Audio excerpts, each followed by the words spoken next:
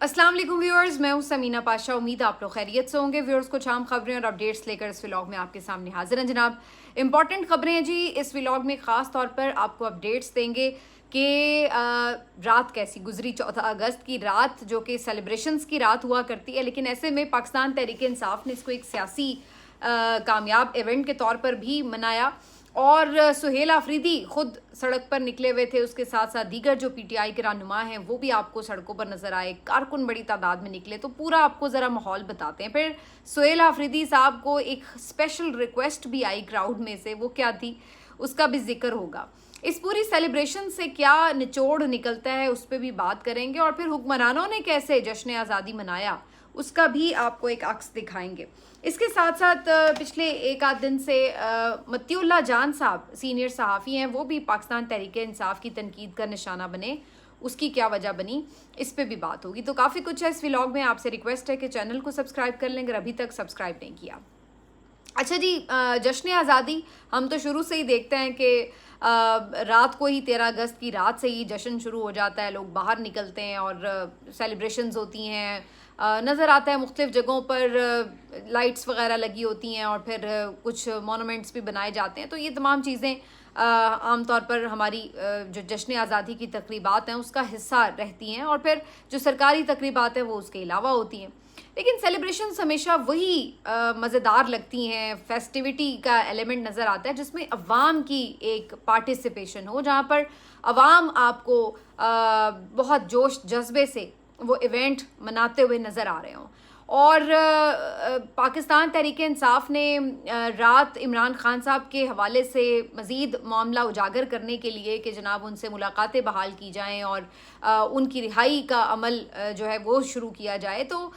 इस पूरे मामले को उजागर करने के लिए भी 13 अगस्त की रात का इंतखाब किया। अब इसको आप उनकी एक सियासी हिकमत अमली कह लें कि इसके दो फ़ायदे हो सकते थे। एक तो ये कि आम तौर पर 13 अगस्त की रात को, 13-14 अगस्त की जो दरमियानी रात होती है, इसमें नॉर्मली लोग निकल रहे होते हैं। और फिर जाहिर है जब इतनी बड़ी तादाद में लोग सड़कों पर निकले हुए होते हैं तो हर किसी को आप आइडेंटिफाई नहीं कर पाते कि जनाब कौन किसका कारकुन है और इसको हमने पकड़ना है, इसके ऊपर क्रैक डाउन करना है।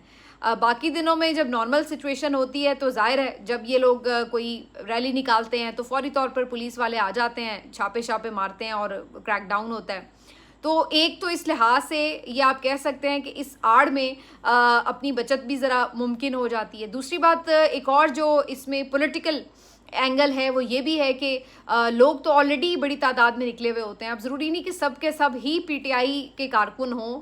या इसी मकसद के लिए निकले हों कि जी वो इमरान खान के लिए आवाज़ उठाना चाह रहे हों। बहुत सारे लोग तो जनरली भी सेलिब्रेशंस के लिए निकलते हैं तो सड़कें आपको जाम पैक्ड नज़र आ रही होती हैं। तो ऐसे में अगर पीटीआई के कारकुन भी निकल आएँ और साथ में उनके सपोर्टर्स भी निकल आएँ तो आपको अदरवाइज़ भी एक बड़ा क्राउड दिखाने में जो है वो आसानी होती है। मैं ये नहीं कह रही कि पीटीआई का क्राउड कम था या आवाम की सपोर्ट उन्हें नहीं है। मैं आगे यही बात इस्टेब्लिश करना चाह रही हूँ बेसिकली कि जब किसी सियासी जमात की जड़ें आवाम के अंदर होती हैं और आवाम की उसको सपोर्ट हासिल होती है तो वो सियासी जमात इस काबिल होती है कि वो आवाम में सही ना सिर्फ ये कि उनके जज्बात की नुमाइंदगी कर सके, अवाम के साथ ख़ुद को रिलेट कर सके, अवाम उसके साथ ख़ुद को रिलेट कर सकें और फिर आपको एक ओवरऑल एक इवेंट बनता नज़र आ रहा होता है। यानी आप अगर इसको यूँ समझ लीजिए, आसान कर दूँ मैं आपके लिए, कि एक तरफ सरकारी तकरीबात होती हैं जिसमें एक बड़ा सोफिस्टिकेटेड सा माहौल होता है और सिक्योरिटी रीजंस होती हैं और लिखी हुई तकरीरें होती हैं और बड़ा एक बाअदब सा माहौल हुआ करता है। तो एक जानिब वो सरकारी तकरीबात होती हैं जहाँ पे पैसे वैसे खूब होते हैं, लाइटिंग अच्छी होती है, कवरेज भरपूर होती है, तो वो आपको एक बड़ा फॉर्मल सा और एक अलग माहौल नज़र आ रहा होता है सेलिब्रेशन का। लेकिन दूसरी तरफ एक अवामी किस्म की सेलिब्रेशन होती है जो आपको किसी भी गली मोहल्ले में नज़र आ रही होती है, जिससे आपको ये लग रहा होता है कि लोग जोश जज्बे से उस इवेंट के साथ जुड़े हुए हैं। वो आपको तभी महसूस होती है जब आपकी जड़ें अवाम में हो। यहाँ मैं वो बात करी हूँ कि पाकिस्तान तहरीक इंसाफ जब किसी इवेंट को इवेंट बनाती है तो आपको अवाम के अंदर उसका इर्ताश जो है वो नज़र आता है, उसकी धड़कनें आपको नज़र आती हैं। वो मैं इसलिए कह रही हूँ, मतलब अगर आप देखिए कि अगर कोई इवेंट कोई क्रिकेट का इवेंट है, कोई आप लगा लें 14 अगस्त का इवेंट है, कोई न्यू ईयर का इवेंट है, तो जब ये उस मौके पे कोई अपना साथ में उसको कोई सेलिब्रेशन के लिए कुछ इवेंट्स रखते हैं या कोई उसकी पॉइंट्स मुकर्रर करते हैं, तो वहाँ पर आपको नज़र आ रहा होता है कि जी अवाम है, जोश जज्बा है, नारे वारे हैं, ये वो कुछ आपको एक कनेक्टिविटी नज़र आ रही होती है अवाम के साथ। तो वो आपको ये एहसास दिलाती है कि जी आप अकेले नहीं जश्न मना रहे, ये सिर्फ ऑप्टिक्स नहीं है। जो आपको हुक्मरानों के इवेंट्स नज़र आते हैं वो ऐसा लगता है कि ऑप्टिक्स हैं और अंजुमन सताइश बाहिमी है। कुछ इस किस्म के मनाजिर आपको महसूस हो रहे हैं, ख़ासतौर पर इस रजीम में तो बहुत ही ज़्यादा ये महसूस होता है। चलें, फॉर्मल तकरीबात तो हर दौर में रहती हैं, चाहे किसी का भी दौरे हुकूमत हो, लेकिन जो फॉर्मल तकरीबात को अंजुमन सताइश बाहिमी के लिए इस रजीम में इस्तेमाल किया जाता है, उसकी मिसाल आपको नहीं मिलती। मसलन अभी रात में भी जो तकरीब हो रही थी तो ऐसा लग रहा था कि एक दूसरे की तारीफ़ों के पुल बांधे जा रहे हैं कि ये बहुत ज़बरदस्त किरदार हैं और ये बहुत ज़बरदस्त शख्सियत हैं और इन्होंने बड़ा किरदार अदा किया है। तो वो एक आपको जो है वो एहसास हो रहा होता है कि मतलब ये कुछ अलग बात हो रही है। लेकिन इधर जो आप सड़कों पे देख रहे होते हैं तो वहाँ पर आप खुद से कनेक्ट कर सकते हैं कि यार ये कोई अपने दिल की बात हो रही है। तो ये वो फ़र्क आपको नज़र आता है जो हुक्मरानों और अवाम की सेलिब्रेशंस में होता है, और इसको कैसे अपने साथ जोड़ना है ये पाकिस्तान तहरीक इंसाफ बेहतर जानती है। और इसकी वजह ये कि इमरान खान ख़ुद एक ऐसा शख्स है जो अवाम के साथ जुड़ा हुआ है। वो ख़ुद ये बात कहते हैं कि अवाम जो है वो उनके साथ इस तरह से कनेक्ट हुई हुई है। मैंने आपको वो एक दफ़ा इंटरव्यू में जुमला भी बताया था, जो एक रिपोर्टर ने हमें बताया कि उन्होंने ख़ुद ये जुमला कहा जेल में कि मैं अवाम के जिस्म में, रगों में खून की मानंद जो है वो दौड़ रहा हूँ। तो जब कोई इवेंट होता है तो उसमें फिर ऑटोमेटिकली आपको हर जगह, अगर मैं सिर्फ आपसे एक सादा सा सवाल पूछूं कि भाई सबसे ज़्यादा कौन सी शख्सियत जो है वो आज़ादी के इवेंट के ऊपर डिस्कस हो रही है, तो आपको दूसरी दफ़ा सोचना भी नहीं पड़ेगा, चाहे आप PMLN के सपोर्टर ही क्यों ना हो, चाहे आप पीपल्स पार्टी के सपोर्टर हो, किसी के भी सपोर्टर हो। लेकिन अगर मैं आपसे सिर्फ एक सवाल करूं कि सबसे ज़्यादा वो कौन सी शख्सियत है जो 14 अगस्त के ऊपर डिस्कस हुई है, जो न्यू ईयर के ऊपर डिस्कस होती है, जो ईद के ऊपर डिस्कस होती है, तो आप फ़ौरन अगले लम्हे में बोलेंगे वो इमरान खान है। तो अभी भी आप देखिए कि 14 अगस्त का जो इवेंट है उसकी सेलिब्रेशंस शुरू हुई हैं, तो आपको टाइम लाइन पर इमरान खान के मुख्तलिफ कोट्स नज़र आने लगेंगे, उनकी पुरानी वीडियोज़ के क्लिप्स नज़र आने लगेंगे। नज़र आ रहा है कि उनकी रिहाइशगाह के बाहर परचम लगा दिया गया पाकिस्तान का, जो उन्होंने आखिरी जलसा 2022 में किया था 14 अगस्त को हॉकी स्टेडियम लाहौर में, उसकी वीडियोस बहुत ज़्यादा वायरल हुई हुई हैं। तो एक शख्सियत अगर कोई बहुत ज़्यादा रिपीटेडली आपको उस वक्त ऐसा लग रहा है कि डिस्कशन में है, जिसको लोग मिस कर रहे हैं या जिसको किसी भी हवाले से उसका कोई तज़किरा कर रहे हैं, वो इमरान खान की शख्सियत है। और ऐसे में पाकिस्तान तहरीक इंसाफ ने इस इवेंट के ऊपर जो रैलीज़ का इनेकाद किया, वो सुहेला अफरीदी साहब ने बड़ा उसको यानी आप कह लें कि जज इस तरह से किया कि जनाब लोगों ने तो निकलना ही है, तो इसी दिन हम कहेंगे कि जी हर चौक डी चौक बस यही हमने जो है इवेंट बना लिया है। तो उन्होंने फिर हर चौक डी चौक का इवेंट बना दिया उसको, और कंपैरेटिवली चूँकि क्रैकडाउन भी कम होता है तो आपको काफ़ी इलाकों में जो है वो रैलीज़ वगैरह बड़ी भरपूर अंदाज में निकलती नज़र आई। लाहौर में सबसे पहले मैं बात करूंगी क्योंकि सबसे ज़्यादा जो फस्तायत का माहौल होता है वो लाहौर में देखने को मिलता है। तो लाहौर में इंसाफ यूथ विंग ने बहुत ज़बरदस्त रैली निकाली, और पॉइंट्स के ऊपर किनाल रोड के ऊपर रैली निकाली गई आज़ादी रज़ाकारों की तरफ से। फिर सलमान अकरम राजा साहब ख़ुद मैदान में उतर आए, शौकत बसरा साहब उनके हमरा थे, मियाँ अकरम उस्मान साहब उनके हमरा थे, और बड़े जोशीले अंदाज में सलमान अकरम राजा साहब भी नारे लगवा रहे थे। बड़ी तादाद थी कारकुनान की। अच्छा, लिबर्टी चौक पर वैसे अलग से जो पंजाब हुकूमत है उनकी तरफ से भी एहतमाम किया गया था आतिशबाजी का, और कुछ कॉन्सर्ट वगैरह भी था, तो वहाँ पर भी सेलिब्रेशंस थी, और इधर इन्होंने भी कुछ रैलीज़ वगैरह निकाली हुई थी। तो आपको लाहौर में एक काफ़ी उस तरह की फेस्टिविटी नज़र आती है। अच्छा, फिर वहाँ से और ये बड़े अरसे बाद चूँकि इस तरह से हुआ है, अब मुझे नहीं पता अगले दिन इनके ऊपर अगर मुकदमात बन जाए तो मैं कह नहीं सकती, लेकिन आप मुकदमात कैसे बनाएंगे? मतलब आप तो 144 के अगेंस्ट मुकदमात बनाते हैं, तो ज़ाहिर है जब पूरी दुनिया ही निकली हुई हो तो वो भी निकले हुए हैं, तो आप उस पर किस पे लगाएंगे? लेकिन बात वही है कि अगर तो कोई कानून के तहत बनते हो तो फिर तो बात भी है। एनीवेज, उसके अलावा अगर हम सिंध की तरफ रुख करें तो एज़ मैं हमेशा जो बात कहती हूँ कि सिंध आपको ऐसे छोटे छोटे गोट देहातों में आपको जनाब रैलीज निकाल के देता है, तो आप बड़े इंजॉय करते हैं इस बात को कि जनाब ऐसी ऐसी जगहों पर भी पाकिस्तान तहरीक इंसाफ और इमरान खान की मोहब्बत जो है वो मौजूद है वहाँ पे लोगों में, कि मातली में और सांगड़ में और कोट अद्दू में और पता नहीं कौन कौन से कोट, उमर कोट में सॉरी, और कराची में तो फिर बहुत सारे इलाकों में, मलीर में रैली निकाली गई, शार फैसल पर एक बड़ा ज़बरदस्त इज्तिमा था, फिर आगे और कई जगहों पर, अब पता नहीं कौन कौन सी जगह हैं जहाँ पर ये निकाल, लेकिन कई आपको इवेंट्स जो हैं वो नज़र आते हैं। और पीटीआई की जो वहाँ की कराची की क़यादत है उन्होंने काफ़ी इवेंट्स जो थे ऑर्गेनाइज़ किए हुए थे। फिर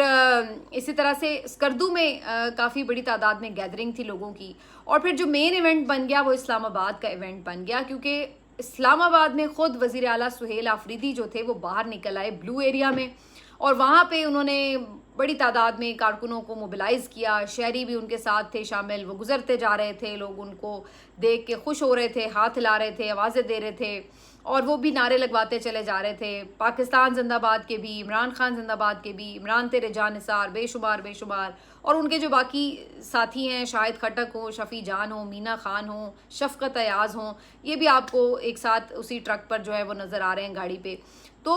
एक उन्होंने पूरा इवेंट बनाया और उसको कैप्चर किया। अगेन सुहेल आफरीदी को भरपूर पजीराई मिल रही है, और इसमें कोई शक नहीं है कि उन्होंने इस पूरे मोमेंटम को एकदम उठाया है। और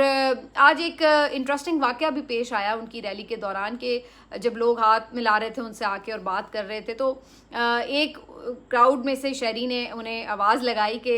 सुहेल भाई, तो उन्होंने कहा जी, कहता दोस्ती कर लो, कहता किससे? तो वो आगे से शहरी कहता है, शहरी है या कारकुन आई डोंट नो, लेकिन कहने लगे कि शहबाज गिल से। तो सुहेल आफरीदी जो है वो उस पर मुस्कुरा उठे और उन्होंने कहा वो मेरा भाई है। तो बेसिकली ये आपको बताता है कि एक तो इससे दो तीन बातें पता चलती, कि एक तो शहबाज गिल साहब की जो वॉइस है वो बड़ी जानदार आवाज़ है, और लोग और कारकुन उनकी बात को सुनते भी हैं और फॉलो भी करते हैं। दूसरा ये कि इस इम्पॉर्टेंट मौके के ऊपर कारकुन ये नहीं चाहता कि एक जानिब सुहेल आफरीदी जो प्रैक्टिकली आके काम कर रहा है इमरान खान की रिहाई की कोशिश में, कोई मोमेंटम बना रहा है, तो दूसरी तरफ शहबाज गिल जो वहाँ बैठ के व्लॉग कर रहे हैं, तो उसके ऊपर अपने एक महाज पर हैं, तो वो ये नहीं समझते कि इन दोनों के दरमियान गैप हो या एक दूसरे के ख़िलाफ़ बात हो रही हो। तो उन्होंने इसको स्पेशली रजिस्टर कराया कि जनाब आप आपस में दोस्ती कर लें। अच्छा, इंटरेस्टिंगली इस पे शहबाज गिल साहब ने जवाब भी दिया है ट्विटर के ऊपर। उन्होंने कहा कि सुहेल मेरा भी भाई है, और मेरा मतलब उससे कोई ऐसा इख्तलाफ ज़ाती नहीं है। इमरान खान की रिहाई की हिकमत अमली के ऊपर इख्तलाफ हो सकता है, और मुमकिन है उसकी हिकमत अमली ही बाद में दुरुस्त साबित हो, मेरी शायद गलत साबित हो, लेकिन द मोमेंट इमरान खान रिहा हो जाएंगे तो ये सारी बातें पीछे ख़त्म हो जाएंगी। तो बेसिकली उनका ये कहना था कि ये जमहूरियत का हुस्न है कि एक शख्स जो है वो एक तरह से समझता है कि हिकमत अमली होनी चाहिए, दूसरा समझता है कि इस तरह से हो, तो उन्होंने इस तरीके से उसको रिस्पॉन्ड भी किया।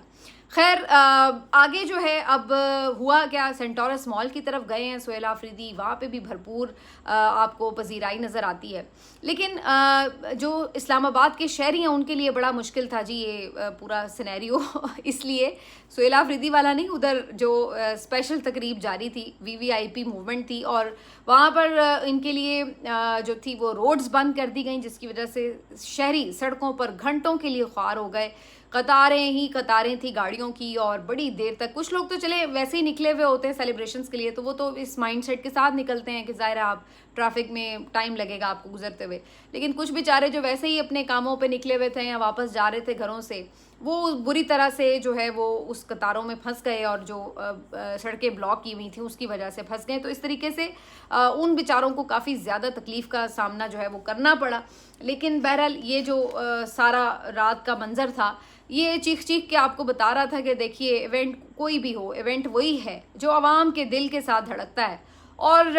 ये उसी तरह धड़केगा जब तक कि आप आवाम की आवाज़ नहीं सुन लेंगे। वरना 4 साल हो चुके हैं, आप जिस पार्टी को दीवार से लगा रहे हैं, आप जिस नाम को सुनना नहीं चाहते, आप जो झंडा देखना नहीं चाहते, आपको हर तरफ वही झंडा नज़र आ रहा था आज पाकिस्तान के परचम के साथ, आपको उसी नाम को सुनना पड़ रहा था, उसी के नारे सुनने पड़ रहे थे जो आप नहीं सुनना चाह रहे, और जिस पार्टी को आप दीवार से लगा रहे थे आज आपको वो हर सड़क पे नज़र आ रही थी। तो कहने का मतलब ये है कि अवाम में जिधर जिस पार्टी की जड़ें हों उसको आप इस तरीके से सिर्फ क्रॉस लगाने से ख़त्म कर नहीं पाते, और दूसरी तरफ जो अवाम की मकबूलियत से महरूम जमातें हैं उनके अंदर आप जितनी मर्जी हवा भर लें वो अवामी पजीराई हासिल नहीं कर पाती। आज मैं देख रही थी कि वज़ीर आला मरीम नवाज़ साहिबा ख़ास तौर पर इस तकरीब में, जो कौमी तकरीब थी, उसमें शरीक थी। हालांकि सुहेला अफरीदी भी इस्लामाबाद में मौजूद थे, लेकिन शायद उन्हें तो किसी ने इन्वाइट भी ना किया हो, लेकिन सिर्फ वज़राए आला में से वही एक वहाँ पर मौजूद थी और भरपूर पजीराई और सपोर्ट उनको दी जाती है, लेकिन इसके बावजूद भी वो इतनी मकबूलियत हासिल नहीं कर सकें कि यूँ वो खुले आम अवाम में जाएं और उनसे